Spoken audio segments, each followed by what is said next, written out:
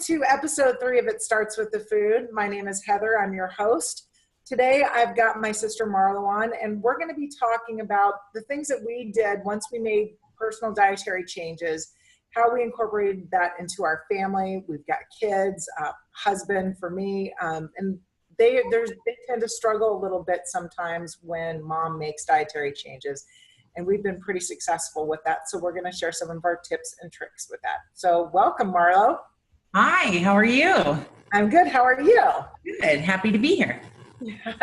Well, and I know how you are because we talk every day, a couple times a day. So when we had talked about this specific subject, I know that you actually have more experience in this than I do because of my wonderful nephew, Trevor. Do you want to talk a little bit about how you started with making some changes for Trevor and what you do with that? Sure. So when Trevor was younger, he actually had some developmental delays, and one of his doctors had recommended we start with the food. And she said, it's one of the few changes that you can control, and it may make a difference, it may not also. And so the first change I made was actually going fully organic and getting rid of all the chemicals and food colorings and pesticides and preservatives and things like that. And it really, the impact was within days. It made a difference. And the whole family saw it. And I think that was our first real wake-up call because I had really never considered what I was putting in my body. And before that, my pregnancy, I lived on Kraft mac and cheese. And so just in seeing that was kind of that first step of all of a sudden paying attention to what I was feeding myself and Trevor. And then from there, we continued on. And one of the other things that we found was that his cholesterol was low. And I thought that was kind of a strange thing to worry about. It was acceptable, but it was right at the bottom. And so she had me add a lot of healthy fats. And she wanted grass-fed beef and grass-fed dairy, whole milk, and, she get rid of all the, low fat this, low fat that. She wanted full fat and fish oil, salmon, different things like that. And that was huge. It made such a difference for him, and it really helped in so many ways and caught him up to where he was supposed to be. And so that was that next piece of realizing that, maybe fats aren't so bad and that maybe our bodies need them and that they do play an important role, because what was explained to me was it lubricates the brain so that it can communicate with the rest of the body. And, for my son, he couldn't speak, and he would struggle we put whipped cream around his lips and try and get him to lick it off. And he would sit there and try, and you knew he wanted to, but the brain just wasn't communicating with his tongue. And so and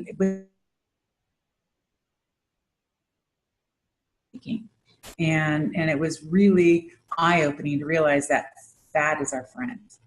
And so that was kind of the beginning piece. And then I went gluten-free and started reading more and more about it. And it had been recommended as well from the doctor that, because he has dark circles under his eyes and we have a genetic mutation. And so it was recommended also removing the gluten from his diet. And it actually changed in doing that because I'm trying to remember what it was, his vitamin D was low. Even though we were giving him strong doses, he wasn't processing it. And so in getting the gluten out of his diet, his blood work got better.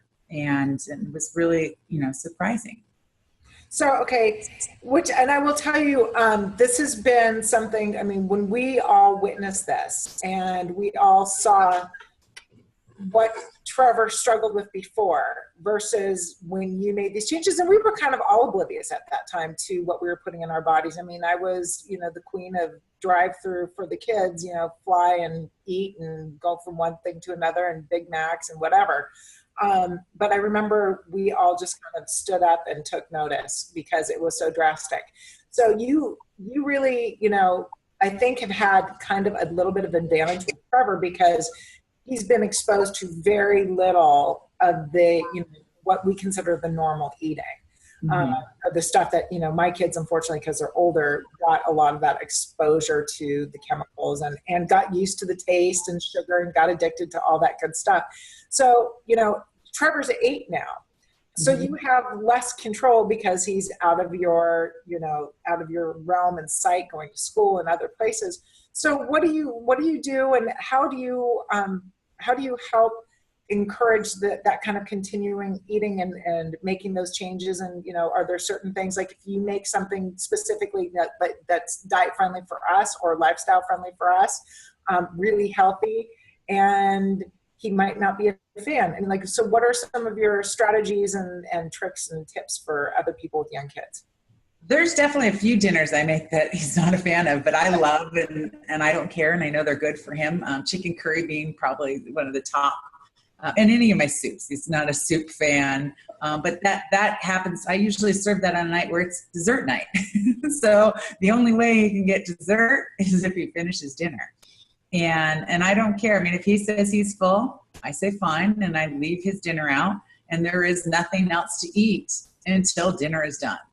And and if he says he's hungry and he won't eat his dinner, that's up to him. That's his choice. But the food is edible, and so if he doesn't want it, it's his problem. But I do. Dessert? But pardon? What's dessert? Oh, okay. So we do fruit frozen. So 2 nights he does fruit and 1 he gets frozen. And frozen night can be a little bowl of ice cream.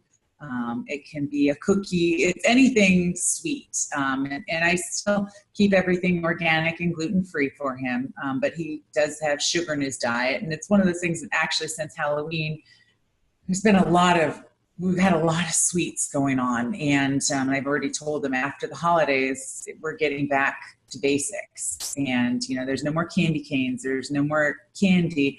And even for Halloween, what I've done in the past, because he can't have any artificial colors or flavors or preservatives. So trick or treating is just a bag full of chemicals. Yes. And so he has the choice of, he trades his candy in for money every year. And he usually makes $20 or $30 between all the places, between school and the houses and events and everything. But then I also will buy some organic, gluten-free candy. And they have things that look like Starbursts and things that look like Reese's Pieces cups. I mean, there's so many other options out there, and they taste just as good and sometimes better.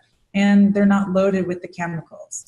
And so at least it's, in my mind, it's a lesser of two evils. It's still the sugar, but he's still feeling like he's not missing anything.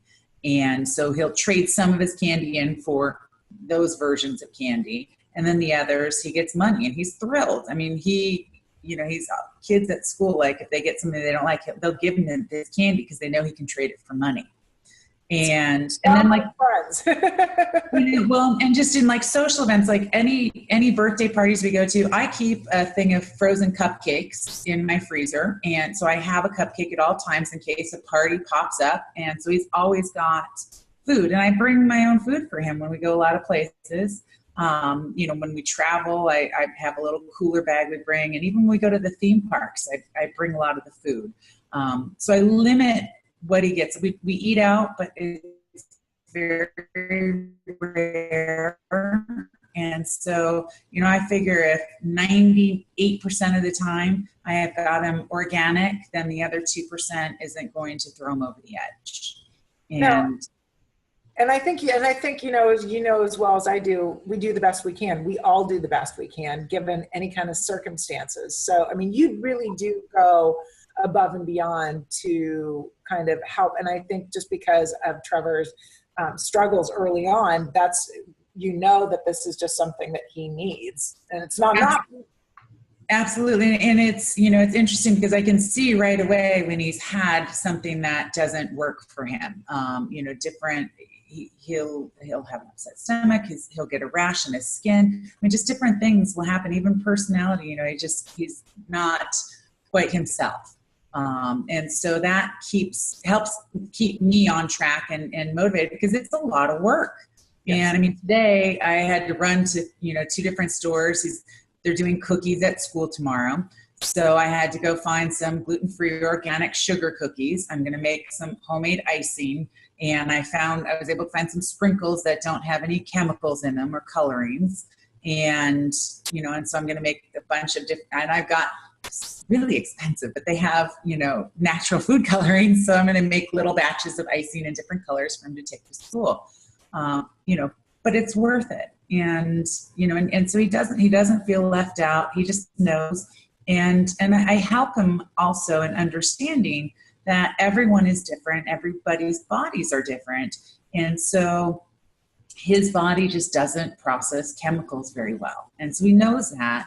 And he understands it. And then there's still probably some moments where, if he's not with me and someone may not understand his diet the way that, that I do, that they'll give him things and he might enjoy them for the moment, but he's usually paying the price afterwards. And I hope that as he gets older, he'll stay aware and listen to his body so that he'll continue making those choices for himself.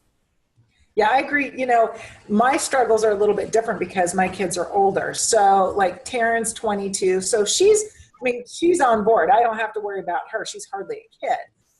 But I've got the two boys, 14 and 16. So one is not blood related.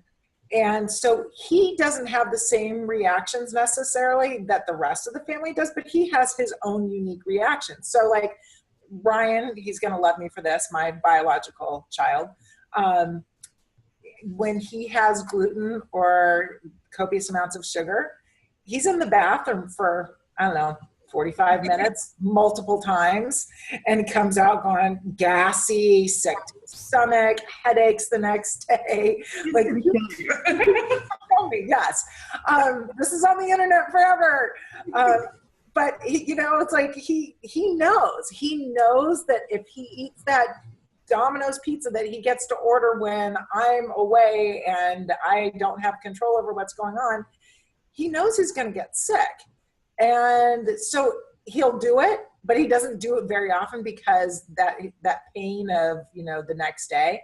Now, Noah, the 14-year-old, has a very different reaction to sugar.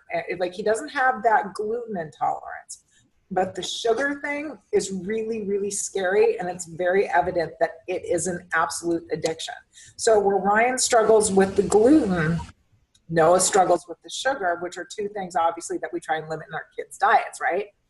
Mm-hmm. But with Noah, like, something happens where this addiction takes over, and it's not threats of taking away electronics or, whatever, financially, docking him money from his allowance, whatever it is, it's not a rational thought. You can see this happen.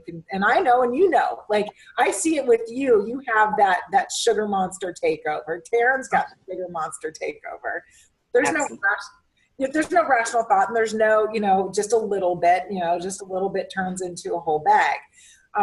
So I've had to, like, I used to have snacks around the house. Like, I would do organic, gluten-free tortilla chips and the organic gluten-free cookies and, same kind of snack stuff that they could have. But the problem is that teenagers are inherently lazy. And so, grabbing a handful of tortilla chips and putting some salsa on a plate and calling that lunch was happening a lot. And I'm sitting there going, that's not food, that's snack. That doesn't count as breakfast. It definitely doesn't count as lunch. We need some protein. We need something healthy in there. So after, months of struggling and hiding stuff and then finding it and eating the whole thing, I just stopped buying it. Like, I had to really just finally put my foot down and go, okay, here is food. It comes in the form of an orange or an apple or cheese, or, you have to actually, crack an egg. There's food to be found in these here refrigerators. You might have to dig a little. You might have to work for it a little bit, but it's good and it's here. So if you're hungry, well, help yourself. So it's been good. And that's just only been recently, but it's worked out really well. And I'm seeing Ryan make omelets and fried eggs and, like, really kind of getting out there. Noah's, 14, so he's still kind of looking for an easier route, and so he's still feeling his way around. But I think that idea of a little bit for the boys, especially because they're old enough to go get stuff and they can reach the high shelves. There is no hiding things. There's no, like, they're taller than me, so there's no hiding things from them. So that's a little bit trickier. And when it comes to, you talked about desserts for the things that they don't like. My thing was, if you complain, he who complains first does the dishes. I like that. Yeah, so that worked really well until Ryan asked for an allowance, and I really needed him to step up and do the dishes every night. So now I just pay him. But the deal is, if anybody else complains about it, they're helping him do dishes. But it's really tricky. Just I give them a lot of what I make, but I have to add things in like potatoes or quinoa pastas. Let's see what else. I do rice. I will do rice for them. So, as they need a lot of carbs, so I have to add those things in. And of course my husband would like a few every now and then too. But I think it's a little tricky. The family, luckily we've got some really good recipes and we make really good food. So that helps. But there's still some things that they're not huge fans of. I love our soups. I freaking love our soups. They could eat them every day. My family, they can take them or leave them. Well, I will say, like with the chicken curry, because it's almost a little soupy, at least the way I make it. And so what I've been doing with that is I get those the zero noodles that they're plant-based and they have like no impact and they really don't have any taste, so they take on whatever taste you're whatever you're putting it in. And so that gives it, so he sees the noodles in there and they look like noodles, so he's excited. And so that helps. And they'll eat more when I throw some of those noodles in there. And also I'll throw them in mine too sometimes. It just gives it a little more texture, which is nice. But the other thing too is because I started when he was really young, trying to sneak in different things. And actually Whole Foods was probably my saving grace, because back then they would do their Friday night sample night. And I'm really sad they don't do it anymore, but you could go through the whole store and they'd have just these little cups with little spoons and you try all these different things. And because of that, he found it so fun to try these different things that we discovered a lot of foods he would eat that I would have never attempted. He's a cheese connoisseur. He will eat goat cheese, sheep cheese. I mean, things I won't touch, he loves. And he goes straight to the cheese counter every time we go in to sample whatever they have. But one of the great ones was they had the chocolate greens, and it's the adult ones, but they made a shake with it and he loved it. So I bought some, and instead of getting the kids version, because they put sugar in the kids version, I get the adult version of the chocolate greens, and I put a scoop into his yogurt, and he gets excited because he's having chocolate yogurt, and I put a couple drops of chocolate stevia in. And to him, that's one of his desserts, and he loves it. And how much do you like it? It's disgusting. I know. I'm like, really? You eat that? I feel, but he asks for it all the time. It's a special treat for him.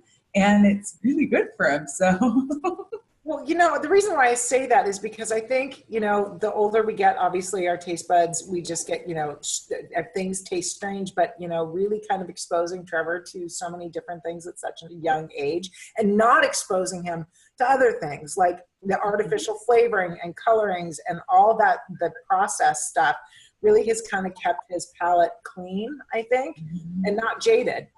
And also, we know what's in the greenies, so it's kind of like, I think we kind of already expect it to taste a certain way.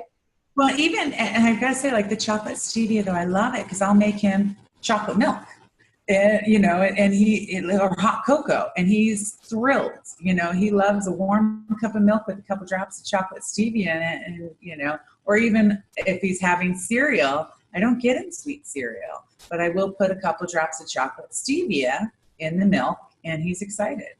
And I had forgotten that you did that, and I think I'm gonna start doing that, because I do get the gluten-free Enviro Kids, the organic cereal, but they do, of course, the kids want the the chocolate whatever, and it's got sugar in it. And I try to limit that, but it's hard. I mean, that's one of those things that I'm still struggling with. That's why I'm encouraging the eggs and, the gluten-free bagels and things like that, to at least give them, something that's got less sugar in it. But it would be nice to do something like that if they will, agree to. It's tasty. Because on some of my naughtier days, I've had a bowl or two of this cereal with the chocolate drops. It's pretty good. Well, the good news is that at least if you're going to be naughty, at least you don't have the chocolate crisps with all the sugar in there. Yes. Well, and it wasn't for lack of looking, but it's what was in the cupboards. See, this goes down to my theory. If you don't have it in the house, you can't eat it. Yeah, absolutely. Yeah, like that's it. That's with the boys now. Like we just don't have it, so you can't eat it. So figure it out. And the good news is that they're a little bit more hungry at dinner and a little less picky and more open to whatever it is I'm putting on their plate, because they might be hungry. They may not have eaten much that day. So that is smart. Good thing. Then they eat a lot of dinner, so I'm totally okay with that. So on the side note, we just had another dinner, kind of holiday dinner, and we didn't have any like typical holiday treats and sugars. And I think again, the boys, Trevor was with us this time, so he seemed to be doing fine with the dessert. Well, I had I made the pumpkin cheesecake again. Yes, which was really, really good. So there is some treats there. Yes, I had some before the show today. Me too.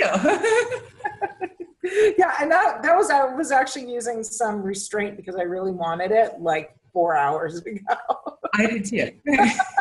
And I didn't. The only reason I didn't was because I was at the mall. That's the only reason why I didn't eat it earlier. I didn't, because Dad was here and I didn't want him to see me eating cheesecake at 11 a.m. But it's funny because Trevor liked the cheesecake, okay, but really wanted the whipped cream. Yes. Yeah, that's he's got his sweet tooth is really, that's the problem, is the more sugar they're having, I really think it affects their taste buds, because I'm struggling a bit more with the healthier choices.